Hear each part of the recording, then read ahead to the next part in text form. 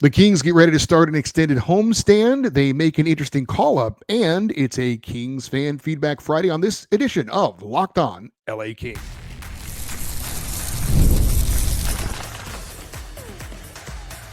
You are Locked On Kings, your daily podcast on the Los Angeles Kings. Part of the Locked On Podcast Network, your team every day. Hey, Kings fans, welcome to Locked On LA Kings, part of the Locked On Podcast Network, your team every day. Thanks for making Locked On LA Kings your first listen every day. We are free and available wherever you get your podcasts, and we are on YouTube. I'm Eddie Garcia, your host of Locked On LA Kings. I've worked in sports media for the past 30 years, also co-host of the Puck Podcast. It's a weekly NHL review show that's been putting out content for the past 18 years, and a passionate LA Kings fan for over 30 years. You can start the season, the NFL season, with a big return on FanDuel. New customers can place a $5 bet, and you'll get started with $150 in bonus bets if you win your first $5 bet. Visit FanDuel.com to get started.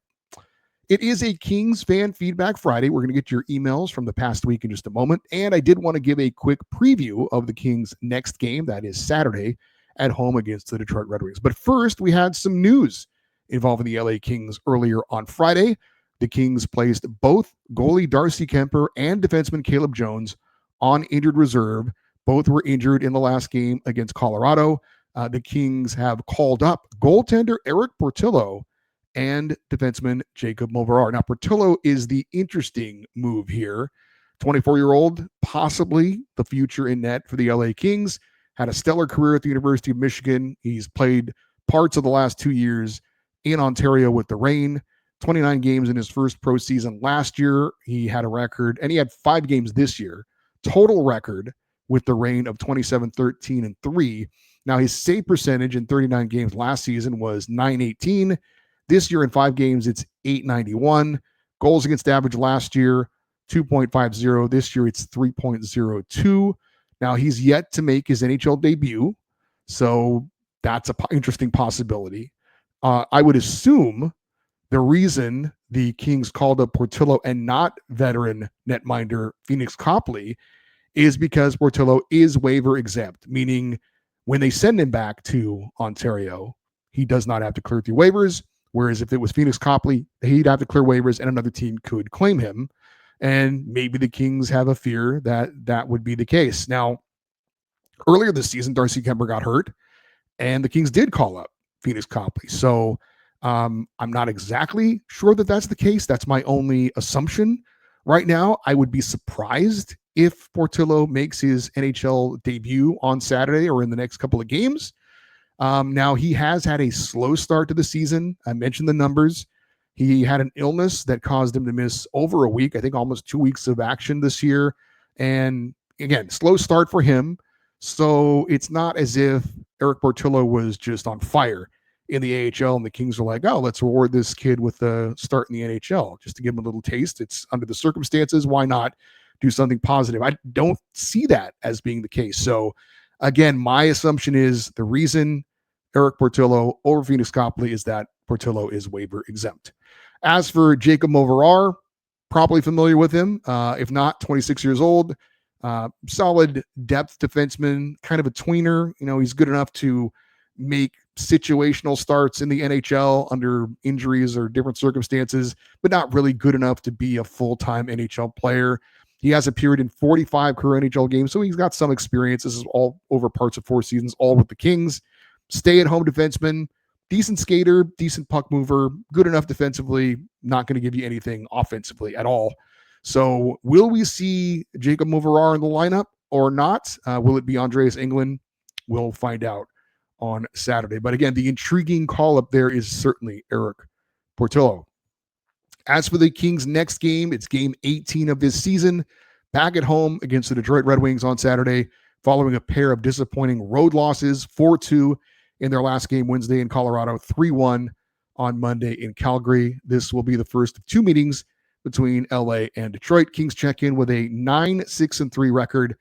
LA is second in the Pacific Division, 4th in the Western Conference, 9th in the NHL with 21 points in 17 games. As for the Red Wings, they entered Friday's action with a 7-1-1 record. They're actually in action as we are recording this game, and I stand corrected. They have lost tonight to the Anaheim Ducks in Anaheim. by a score of 6-4. So updating Detroit's record, they're now at 7-8-1 on the year.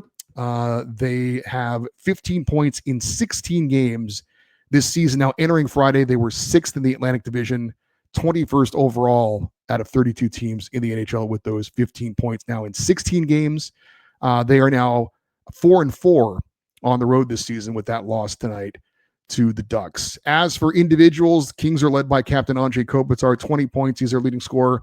Alex Laferriere is the Kings' leading goal scorer with 9. Adrian Kempe coming off his 2-goal game against Colorado, second on the team in points with 16. Laferriere has 15. Red Wings leading scorer is Lucas Raymond. He has 14 points. 13 of those points are assists, so just 1 goal from him. The Red Wings leading goal scorer is Dylan Larkin. He's got 9. Alex DeBrincat is their second leading scorer with 13 points. Larkin has 12. In net, I would think for the Kings that they're going to go with veteran David Riddick. On the season, he's 5-4, save percentage of .887, a goals against average of 2.71. Did come on in relief of the injured Darcy Kemper on the game Wednesday in Colorado. He allowed 1 goal on 5 shots. Unfortunately, that 1 goal turned out to be the game-winning goal for the Avalanche. On the other end of the ice, we will see a familiar face, and that is last year's goaltender for the LA Kings, Cam Talbot. Now, Talbot and the Kings didn't leave, I don't think, on bad terms. The Kings, I think, would have liked to have had Cam Talbot back for another season. Certainly, he would have been at a much more reasonable price. However, the trade of Pierre-Luc Dubois, having to bring back Darcy Kemper in return, that was the price the Kings had to pay to unload Dubois' big contract. Kemper came with a $5.25 million annual value on his contract, so the Kings were going to give Darcy Kemper every chance to be the number 1 goalie. They weren't going to pay him $5.25 million to be the number 2 guy to Cam Talbot. So Talbot obviously still, his career is winding down, still wants to be a number 1 goalie or have a chance to be a number 1 goalie. That probably wasn't going to be the case in LA. So he moves on to another place, and he's done that a lot. This is his 6th team in 7 years for Cam Talbot, and he's been kind of the 1A to Alex Lyon's 1B. Lyon did make the start against Anaheim tonight, so it will be Cam Talbot with the back-to-backs going tomorrow against the LA Kings. And I said, I think Talbot and the Kings left on good terms, but I'm sure Cam Talbot would still like to stick it to the Kings, who decided, right, not to bring him back, even though I think he wanted to come back. And look, I've been around a lot of professional athletes in my life, and I know they will do anything they can to find some extra motivation to beat someone. So I think we are going to see a motivated Cam Talbot taking on the LA Kings on Saturday. On the season, Talbot is 5-2-1, a very solid .927 save percentage, and a 2.34 goals against average. Checking the team stats head-to-head, Kings versus Red Wings. Kings check in 14th in the league in goals per game at 3.17. The Red Wings are 28th in the league at 2.47. LA is 10th in the NHL, allowing goals per game at 2.94. Detroit is 12th at 3.00 per game. Kings power play 23rd in the league, 15.8%. The Red Wings have the 7th best power play in the NHL, 25.6%. So again, we're going to see another matchup of the Kings' very good penalty kill against another team's power play. LA 16th in the league on the penalty kill right now, 80.3%. Detroit is 30th in the NHL on the penalty kill at 66.7%. My big question going into this game is the question we've had many times this season, unfortunately. Will the Kings be consistent? Will we see 3 solid periods of hockey? They have not had that a lot lately. The game against Columbus, they horrible first period. Then they bounced back, had 2 good periods in the second and third, and won the game. Last game against Colorado, great first period, and then just disappeared for the second and third. So it takes 3 solid periods. If they get that, I think they beat the Red Wings. If they don't, who knows? So the game on Saturday against Detroit is the Kings' start of 7 of their next 9 games on home ice, and the 2 games on the road are in California, 1 San Jose, 1 Anaheim. So these groups of games, LA will be on home ice from November 16th through December 7th, So hopefully a good stretch of games on home ice where the Kings have been good this year can help them to be more consistent, kind of get more on track, get some momentum going into that final month of the year and stay at the top or near the top of the Pacific divisions as we hit Thanksgiving and beyond. All right, coming up next, your emails. That's next here on Locked On LA Kings, your team every day. I'll have a great deal as much as the next guy, but I'm not going to take a slap shot to the groin just to save a couple of bucks. It has to be easy. No hoops, no BS. So when Mint Mobile said it was easy to get wireless for $15 a month with the purchase of a 3-month plan, I called them on it. Turns out it really is that easy to get wireless for $15 a month. The longest part of the process was the time I spent on hold waiting to break up with my old provider. To get started, go to mintmobile.com/lockedonnhl. There you'll see that right now, all 3-month plans are only $15 a month, including the unlimited plan.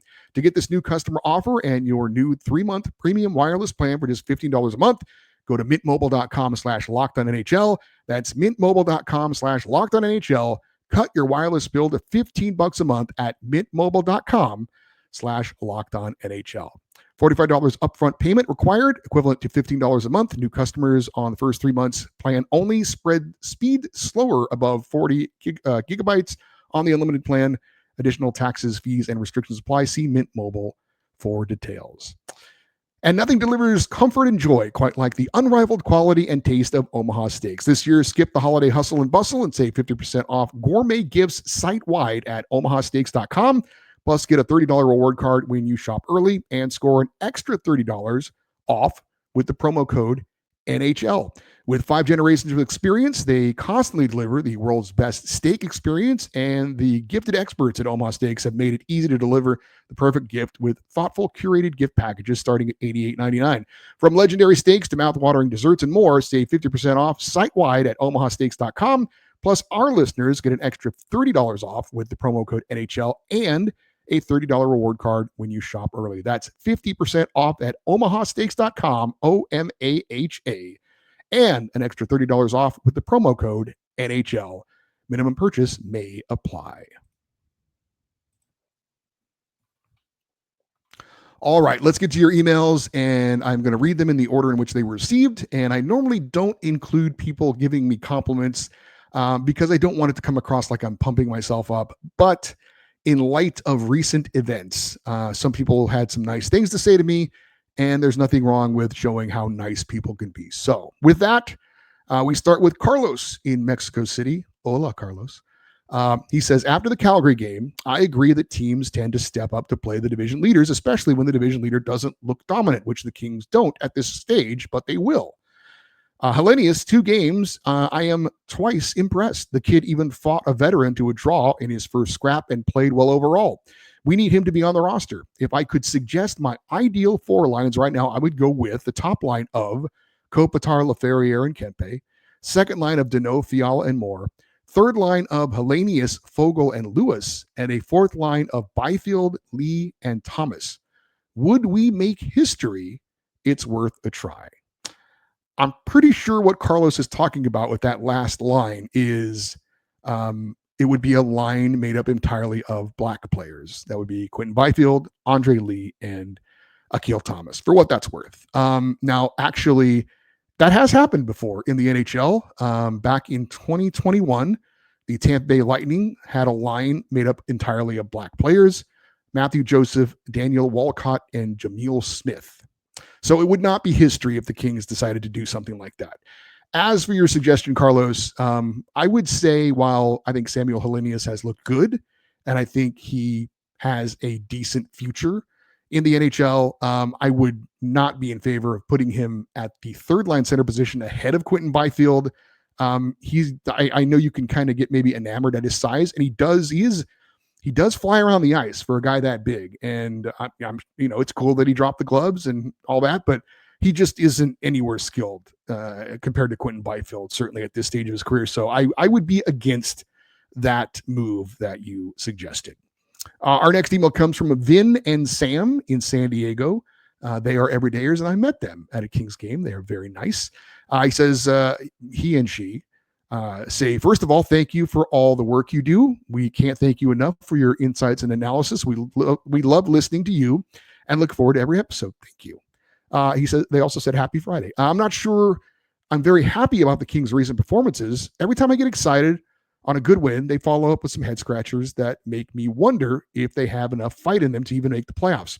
You pointed out their good penalty kill. Yes, it's good for now. Do you see something different from last year that would help them sustain it this season? Also concerned about Kemper's injury. Any update on that? Not really. As a fan, this is back to the email. As a fan, I remain hopeful. If they can string together at least 5 consecutive wins, then maybe I'll start to think they have a chance to get out of the first round. 10 or more wins, well, maybe I'll start dreaming even higher. P.S. If one of your post-Fox ideas was to run a deli market in La Jolla, we are willing to invest in that.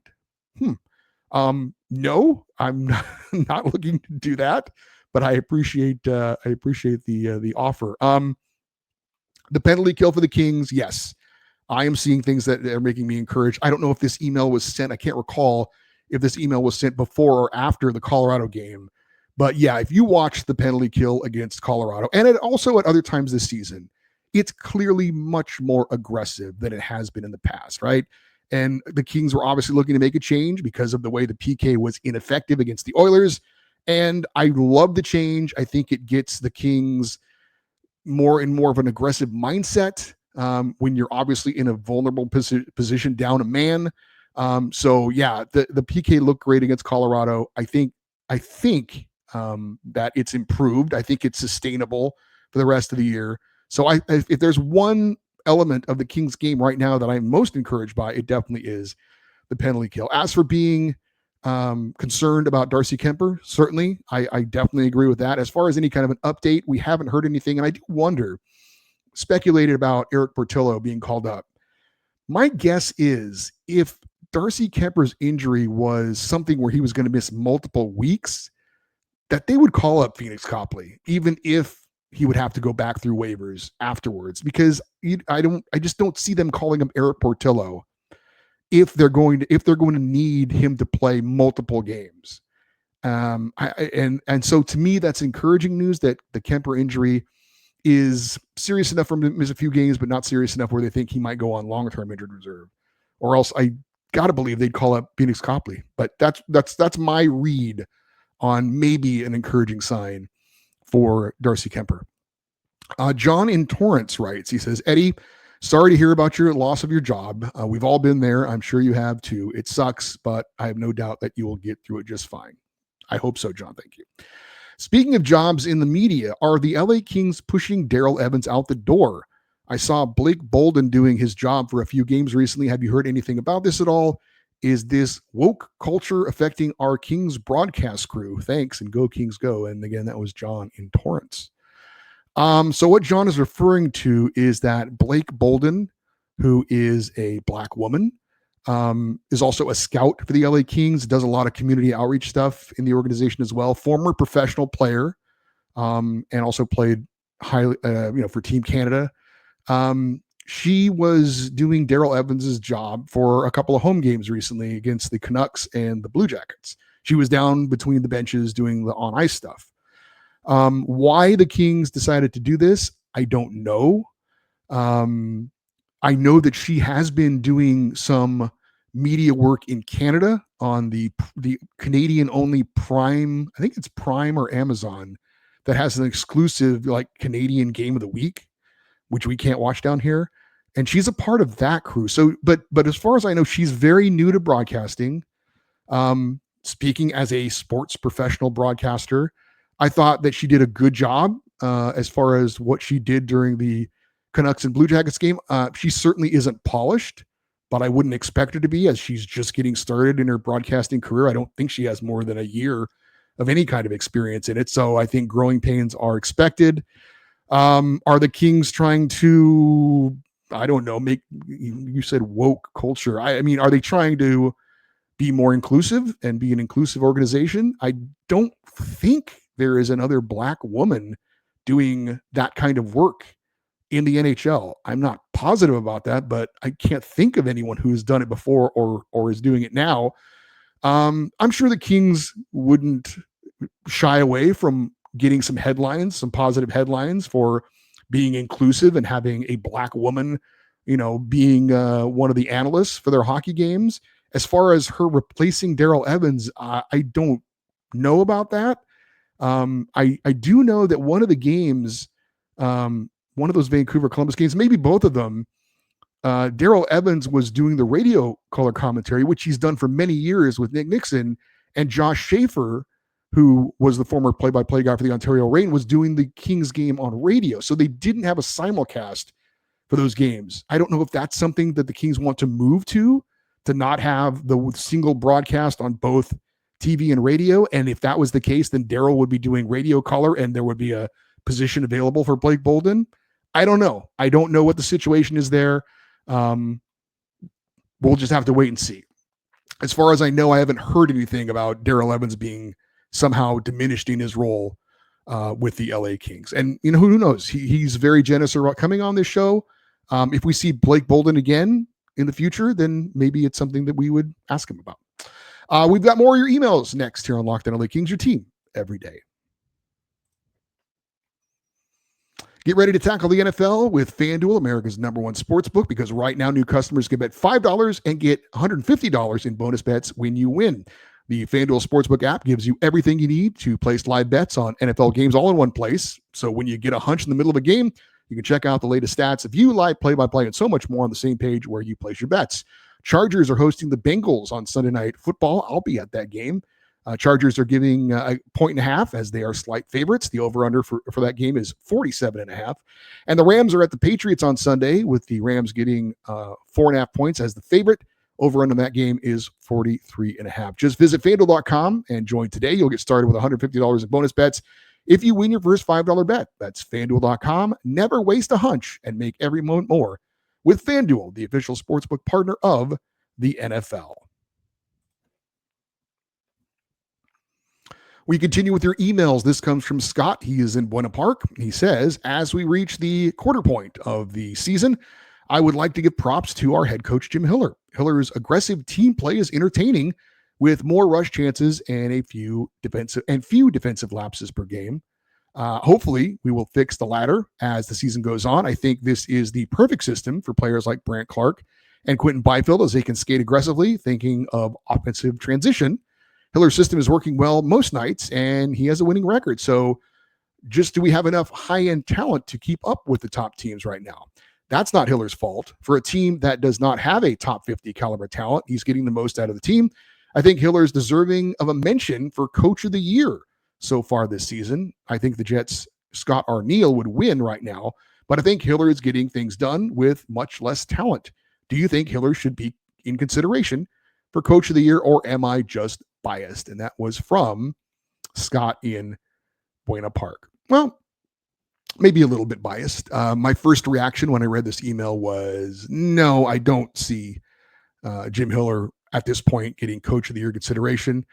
But I'm like, okay, well, let's think about this for a minute. Now, usually the Jack Adams Award for Coach of the Year goes to either a team that has greatly exceeded expectations or the coach of the best team in the league. So you are correct to bring up Winnipeg's Scott Arniel, as the Jets are on fire to start the season. He's certainly the front runner to win it right now. This is also his first year as their head coach as well, so that helps. Are the Kings greatly exceeding expectations? I'd have to say no. Now, I will give Jim Hiller full marks for navigating the team through that tough road stretch to start the season. I will give him full marks for dealing with the injury to Drew Doughty and even being in first place in the division for a little while. But I think most people thought the Kings were a playoff team, and in the end, I think that's where they'll be. Now, if the Kings end up winning the division, then sure, I could see Jim Hiller getting some consideration for Coach of the Year. But at this point, I would not say he's in the conversation for Coach of the Year. Our next email comes from Jill in Hermosa Beach. Said, hey, Eddie, so sorry to hear about you losing your job. I wish you all the best, and maybe the Kings can hire you for something. Jill, from your lips to God's ears. She says, I wanted to ask you about the Hockey Hall of Fame. I saw that Jeremy Roenick, one-time LA King, was inducted. I was wondering if this is perhaps good news for Dustin Brown to get into. I may be wrong, but I kind of feel like they were similar players. Please let me know what you think. Also, is Brant Clark in the Rookie of the Year race? And again, that was Jill in Hermosa Beach. Well, as I understand it, Brant Clark is not eligible for the Calder Trophy for Rookie of the Year. A player cannot have played more than 25 games. Now, the good news is Clark came into the season at exactly 25 games.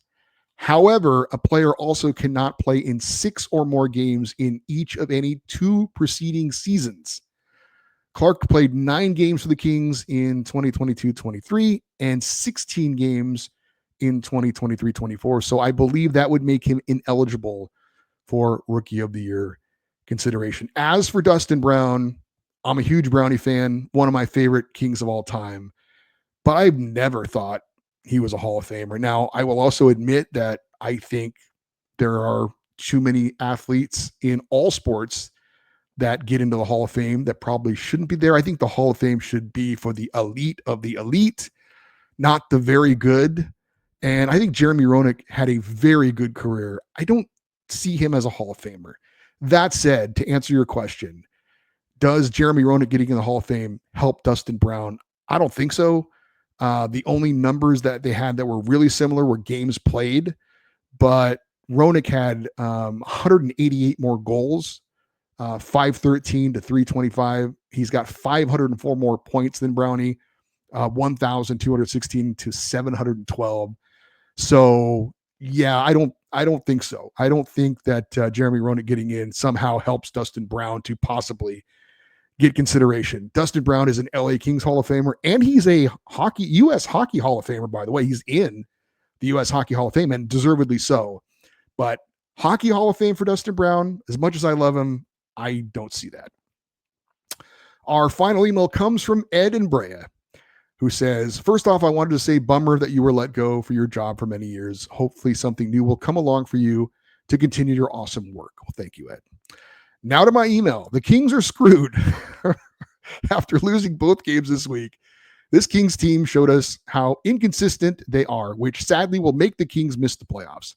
Adding more salt to the Kings is that they now have goalie issues. With Kemper now missing time this season, Kings need goalie help. LA should consider getting a goalie via a trade, someone affordable to help the void for Kemper, since we need to stay afloat. If not, the Kings are sadly missing the playoffs. Go Kings, go, always. Ed in Brea. I've met Ed several times, and he's never this gloomy when I meet him. He always seems like he's in a good mood. He's smiling. He's happy, but he's very negative with his emails. By the way, Ed, you still owe me. You lost my bet, or our bet, Chargers Steelers. You still owe me a picture of you with a Steeler hat on. And I'll tell you what, if you want to make another bet, I don't know what the terms will be. I will bet you the Kings will make the playoffs. You're saying they won't. Let me know what you want to put on the line. I am betting right here, right now, that the Kings are going to make the playoffs. As far as them going out and making a trade to get another goaltender, I think way too early to consider that. We don't even know how serious the injury to Darcy Kemper. Yes, I don't disagree that it's concerning that this is something that could linger, that could pop up off and on throughout the season if it's some kind of a groin injury, but I think it's way too early to consider any kind of a trade for the LA Kings at this point. But thank you, all of you who took the time to send an email this week. This show literally not possible without your participation. Don't forget, Kings Red Wings Saturday, 5 p.m. LA time. Game will be televised locally on the FanDuel Sports Network. You can hear it on the 710 ESPN app. I will be out at the game against the Red Wings on Saturday. If you want to meet up, feel free to reach out with an email or message on social media. For you everydayers, coming up next week on Monday's show, we'll recap the Kings Red Wings game and preview the game coming up. Tuesday, we are going to have a special guest. We have not had any guests in a while, and we have a couple of days off for the LA Kings. They're off Monday and Tuesday. So we are going to, again, Monday, we'll recap the game. Tuesday, a special guest to talk about the Kings season so far. There is no game that night. Wednesday, we'll preview the Kings Sabres game that night. And then Thursday, recap that game. Friday, another Kings fan feedback show. If you want to send an email for the feedback show or anything else, because I did get some emails just kind of, wishing me well, which I appreciate. Didn't read on the show because that's not what it was for. Anyway, the email address is lockedoneddie@gmail.com, EDDIE. And as always, you can leave your comments if you're watching on YouTube in the comment section. We appreciate that. We would love you to stay interactive with the show on social media, X, Twitter, Instagram. We are at Locked On LA Kings. I'm Eddie Garcia. Thank you, as always, for listening and watching this episode of Locked On LA Kings, part of the Locked On Podcast Network, your team every day. Have a great weekend. We'll talk to you on Monday. And as always, go Kings, go.